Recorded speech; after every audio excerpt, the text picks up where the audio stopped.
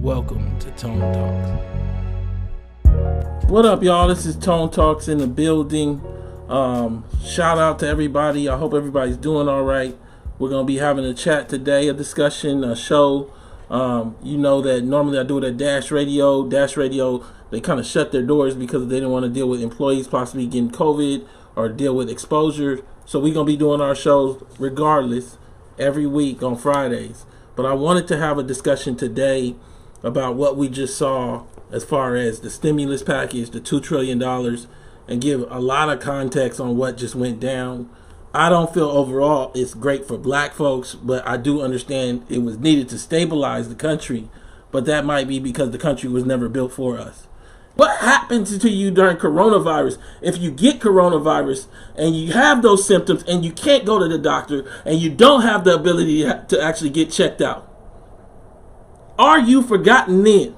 This is why we said you needed reparations. I don't know what everybody else was doing. I know that the stimulus package only reflects that everything that me and Yvette Carnell have been saying for multiple years now, everything that Sandy Darity has said, everything that Kevin Cosby has said is absolutely true. Cash payments were always reasonable. We were under the same collapse that the whole nation is now because of coronavirus, before coronavirus as ADOS. Middle black family worth $1,700. $1,700. In LA, $200 liquid. This is before coronavirus. But no one cared about our collapse. Understand that we put a number on reparations and we put it on the presidential stage, ADOS.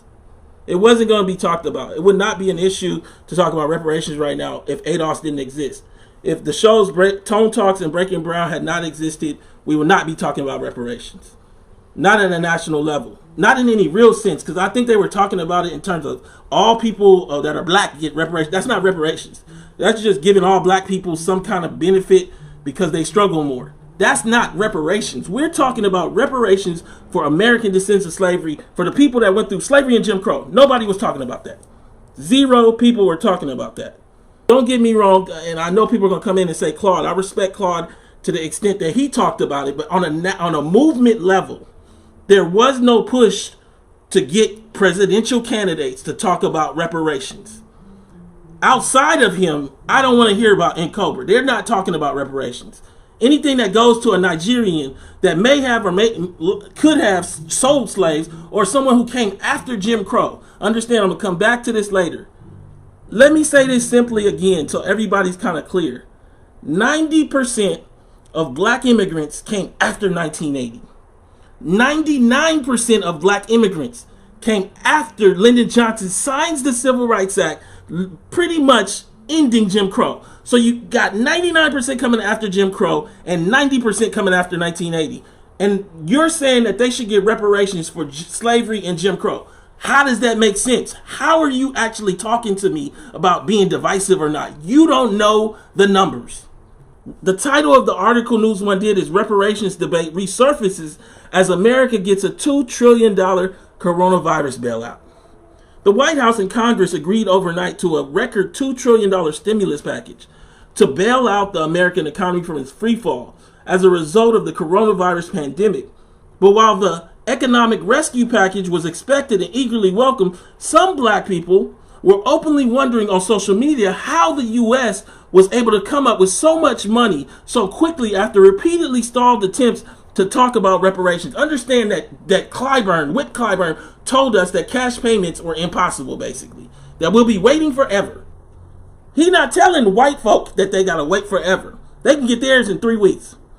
Understand that Whip Clyburn, along with Sheila Jackson Lee, tried to make reparations about everything but reparations. You had Whip Clyburn trying to make it a class argument. You had Sheila Jackson Lee trying to make it a Pan-Africanist argument. None of them understand that makes it not reparations. We are talking about reparations for slavery and Jim Crow. Again, 99% of black immigrants came after Jim Crow.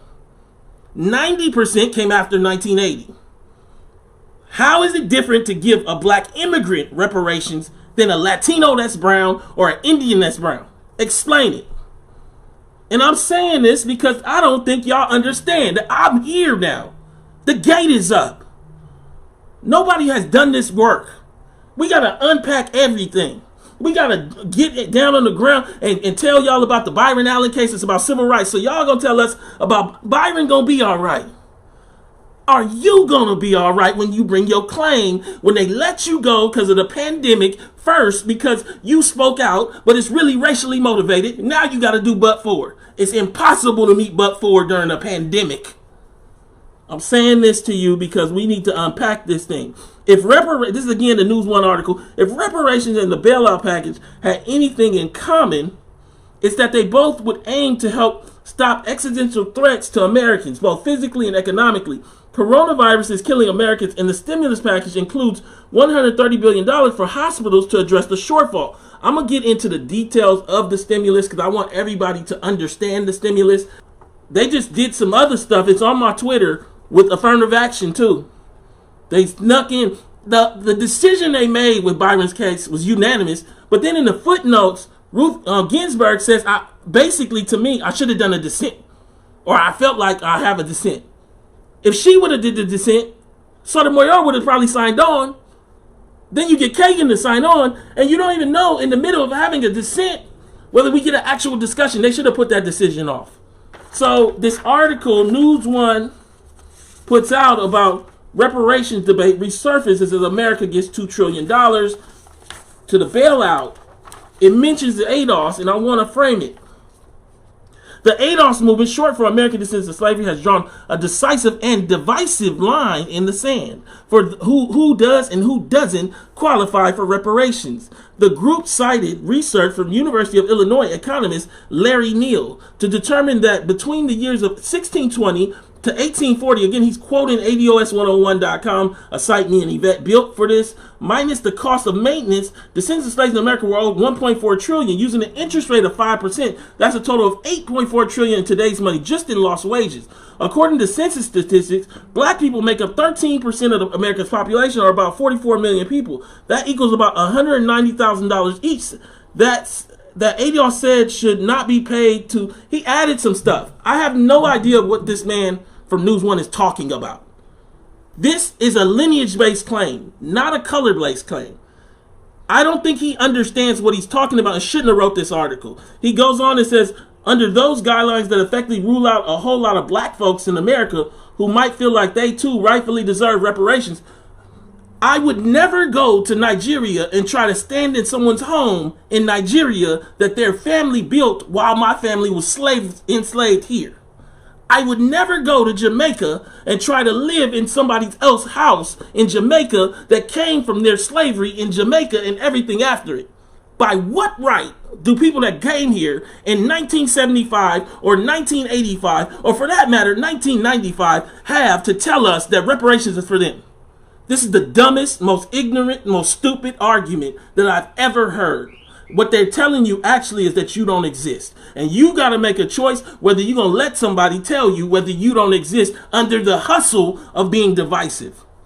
I'm just talking today. So again, they done did the stimulus package, but it don't include no reparations. It doesn't even recognize ADOS. And also, it largely will go to white folk. I'm just telling you what's going to happen here. Too many of us are unbanked. I think about 14%. I believe it's higher again that they don't have enough numbers on the incarcerated and the homeless, and also those people that live off the grid. I believe it might be 20-25% of working age blacks that don't have a bank account. Maybe even, regionally, it may hit 40 and 50%. Those people will get no stimulus check. Understand, that's just unbanked. A huge number of, basically, to get this and to get it in a timely fashion. So first, to get it, you need to have filed your taxes in 18 or 19. How many of y'all know black people that didn't file their taxes in 18 or 19? The next step, after you talk about filing in 18 or 19, is did you use a direct deposit? Because those people are the people that are going to get it. It's March 26th now, right around May 1st. Those are the people that are going to get it right around May 1st. Direct deposit. So if you were you didn't use direct deposit, whether it's because you're unbanked or you wanted a physical check, you might not get your check according to Democratic Aid. A lot of people not gonna get their check if it's physical for 4 months. Understand that 14% of blacks are unbanked. The Federal Reserve report on economic well-being of U.S. households reported this in May of 19. I believe it's higher. And in some areas, I think it might hit 40%. The New York Times had this quote. But Democratic aides in the Senate said on Wednesday that eligible Americans with direct deposit bank account information on file with the IRS for tax refunds, about 70 million people, should see their payments arrive within a few weeks. They're talking about just about a month, somewhere around there, 3.5 weeks or so. If you don't have that, one of the aides went as far as to say it may take up to 4 months. So some black people that think they about to get a check ain't gonna get no check. And I'm saying this ain't no day where you just run up and get in line. There is no line. They're closed. Either your stuff is in or not. This is an exposure of whether you have done the stuff to be American or not. I'm not talking about fault right now. A lot of people do little stuff because America didn't make us whole. But now America's holding you accountable for not making you whole.